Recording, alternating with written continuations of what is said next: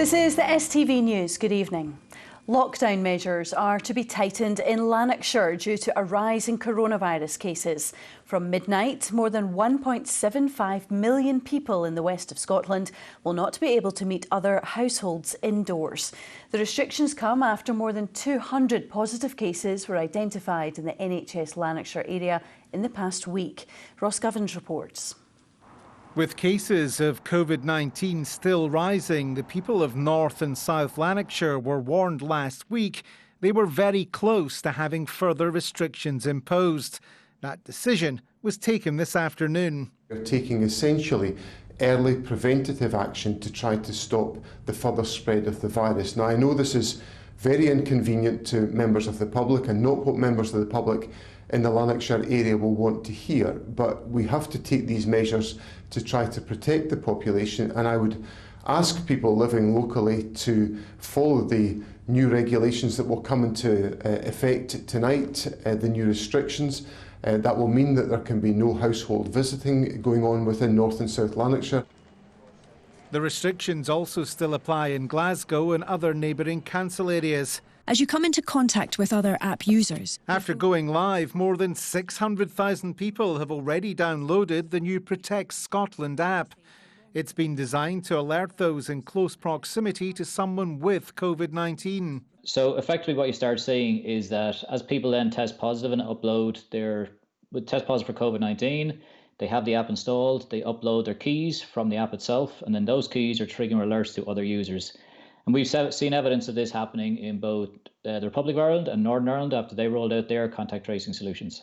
So recent studies have shown that any uptake over 14 to 15% actually start having a positive benefit. At universities around the country, traditional student social life will have to be put on hold due to new restrictions on large groups meeting. It's already been like a bit cold around the town, I think, because already we've been told that we can't really meet in big groups. I think that there's going to be a big change in social life. It's certainly different, it's a change from your expected Freshers Week. It's going to be an entirely different experience, and I pity a lot of first years. From Monday, only 6 people from just 2 households can meet inside or out, but children under the age of 12 won't count towards the total. We're facing further restrictions on meeting family and friends. Are you worried about fatigue in the population and actually being able to take people with you on this and levels of compliance? I've worried since day one that the public, for understandable reasons, wouldn't perhaps be as conducive to doing all the things that we're asking to do, because we're asking the public to do extraordinary things. So I've worried about that, but every step of the way I've been completely overwhelmed by just how responsible the public by and large has been. And I think everybody gets it. This is not a situation where it's a government telling the public to do things just for the sake of it. This is about basic things we all have to do to keep each other and the country safe. With restrictions not officially coming into force until after this weekend, the First Minister is urging people don't wait, do it now. Ross Govins, STV News. The Tourism Alliance is warning self-catering owners not to breach government limits on booking numbers. One owner we contacted admitted they'd let a group of up to 38 people hire their property.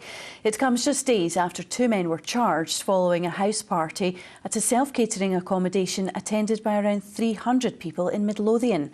Brandon Cook has the story.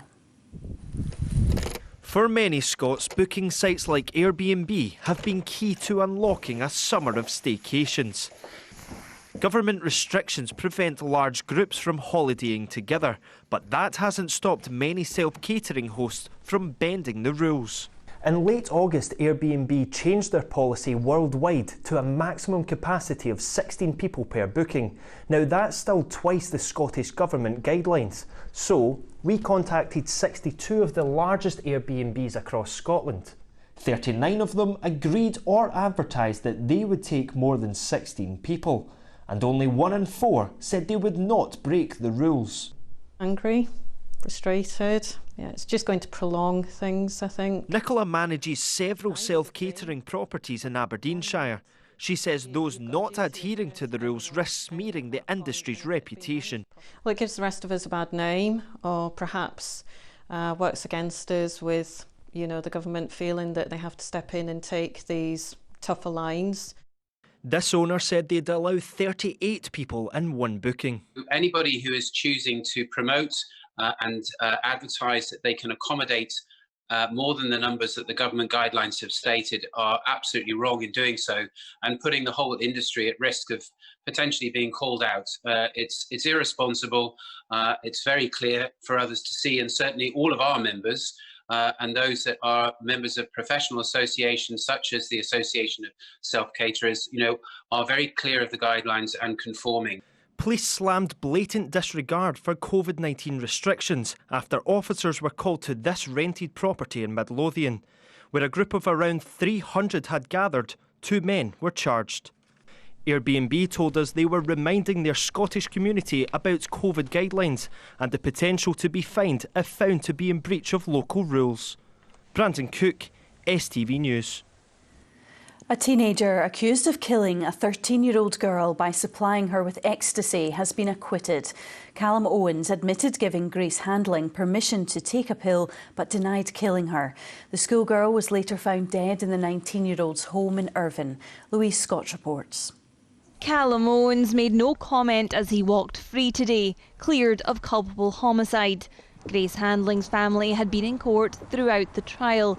Today, her dad was too emotional to read his statement. Grace was an amazing young girl and a very loving and caring daughter. Our lives changed forever on the evening of the 29th of June 2018. We will never get over the sudden loss of our daughter and didn't even get to say goodbye. Whether the accused, Callum Owens, today was found guilty, not guilty or not proven, will never bring our daughter, sweetheart, back home again. 19-year-old Callum Owens said he gave his friend Grace permission to take an ecstasy tablet at his home on the 28th of June 2018.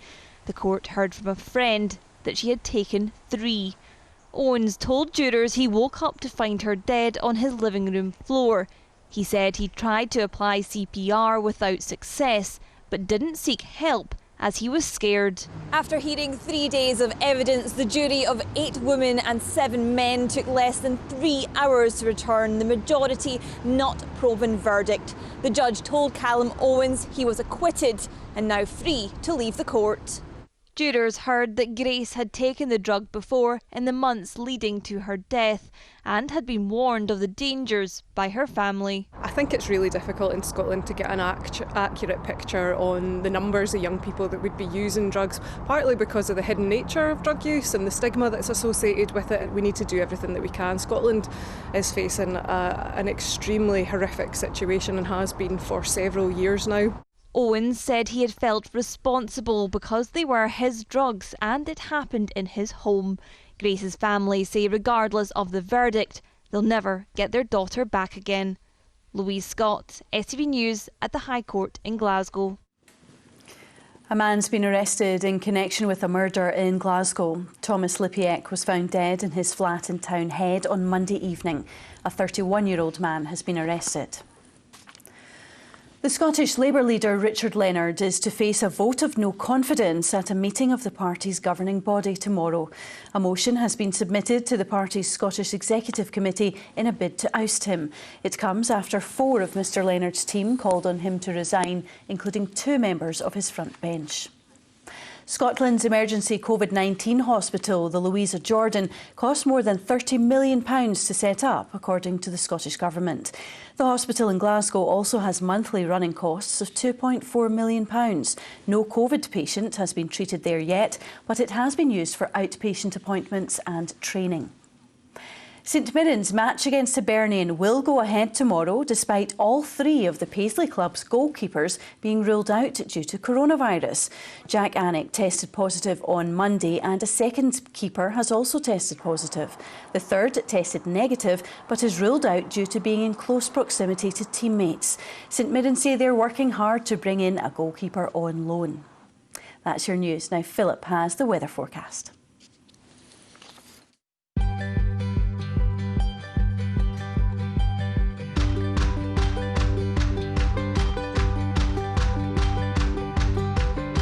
A little moment of sunshine. TUI sponsors STV Weather.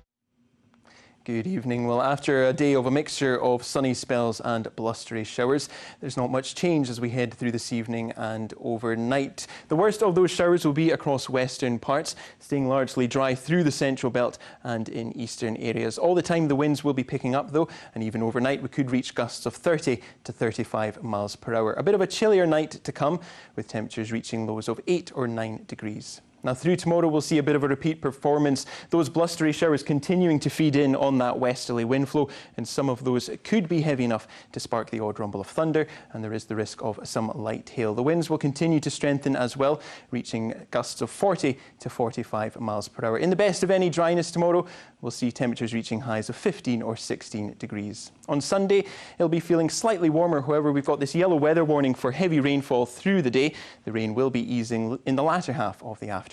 Bye-bye. 2E sponsors STV Weather. That's all from the newsroom. From everyone on the Late Team, good night.